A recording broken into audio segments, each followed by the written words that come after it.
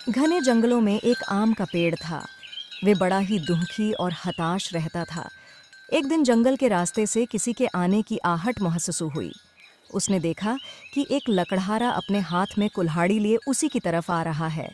पेड़ ने लकड़हारे को आवाज लगाते हुए कहा, सुनो भाई, मुझे लगता है तुम्हें लकड़ियों की जरूरत है।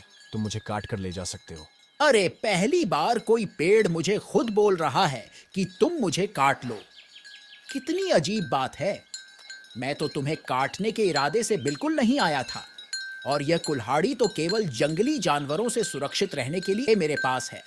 कृपया मुझे पूरी तरह काट कर नष्ट कर दीजिए। और आप चाहो तो तुम मेरे फलों और मेरी लकड़ी को बेचकर बहुत सारा धन भी कमा सकते हो। आप मुझे काट देंगे तो मैं आपका सदा आभारी रहूंगा। तुम इतने बड़े और घने हो। तुम्हारे ऊपर इतने मीठे मीठे आम लटके हैं। तुम देख और बोल भी सकते हो। इतनी खासियत होने के बावजूद अपने आप को क्यों नष्ट करना चाहते हो? मेरी ये खासियत किसी काम की नहीं। यहाँ पर बहुत से जंगली जानवर रहते हैं जो मेरी छाया के नीचे बैठकर ही शिकार करते हैं। शिकार करने के बाद जो मांस बच जाता है उसे गिद्ध खाने के लिए आ जाते हैं, जिसे देखकर कोई भी पक्षी मेरे ऊपर घोंसला नहीं बनाता। और हर दिन मुझे अपनी आंखों से हिंसा के अलावा कुछ देखने को नहीं मिलता। ना ही मैं किसी पक्षी को बचाने के लिए उसकी मदद कर पाता हूँ। पेड़ तो परोपकारी होते हैं, पर मैं अपने धर्म का पालन नहीं कर पा रहा हूँ, इसलिए मुझे काट दीजिए। पेड़ की बातें सुनकर लकड़हारा बोला, अगर तुम्हारी यही इच्छा है तो मैं तुम्हें काट देता हूँ। लकड़हारा फल और लकड़ियों के लालच में पूरे पेड़ को काट देता है। वो लकड़ियों और फलों को बाजार में बेच देता है, जिससे उसके पास बहुत सारा धन इकट्ठा हो जाता है।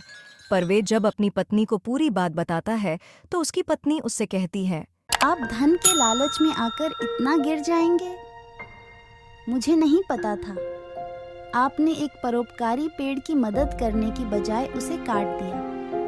मैं इस धन को हाथ भी नहीं लगाऊंगी। ये पाप से कमाया हुआ धन है। तुमने मेरी आंखें खोल दी।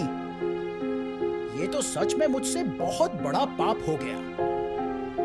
धन के लालच ने मेरी आंखों पर पट्टी बांध दी थी।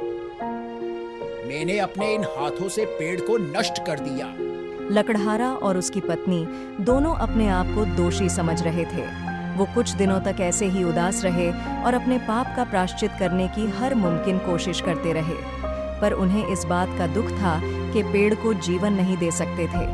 तभी लकड़हारे को याद आया कि पेड़ के कुछ आम उसने अपने पास ही रखे थे और वह पूरी तरह से सूखकर गुठली बन चुके थे।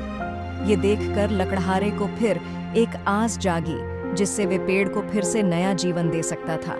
वे दौड़ते हुए उन गुठलियों को पहाड़ों की तरफ लेकर गया, जिसके बाद उसने उन गुठलियों को पहाड़ की उपजाऊ मिट्टी में गाड़ दिए। अब वे प्रतिदिन आकर वहां पानी देने लगा और कुछ ही दिनों में वहां एक पौधा उगाया। उसे देखकर लकड़हारा और उसकी पत्नी बहुत ही खुश हो गए और कुछ ही महीनों में पौधा पेड़ बन गया। अब वह पहले की तरह ही एक बड़ा और मजबूत पेड़ बन चुका था। पेड़ अपने आप को फिर से जीवित देखकर लकड़हारे से कहने लगा, आपने मुझे फिर से जीवित कर दिया। अब मुझे वही हिंसा अपनी आंखों से बार बार देखनी होगी। ये सुनकर लकड़हारे ने पेड़ से कहा, तुम्हें किसी भी तरह की हिंसा देखने को नहीं मिलेगी। मैं तुम्हें पहाड़ों पर ले आया हूँ। यहाँ पर दूर दूर तक जंगली जानवर नहीं है और यहाँ पर बहुत से पक्षी भी हैं जो तुम्हारे मित्र बनकर तुम्हारे साथ रहेंगे। और बदले में तुम यहाँ से खड़े होकर सारे इलाके के मौसम की जानकारी देना। पेड़ ने लकड़हारे को धन्यवाद दिया।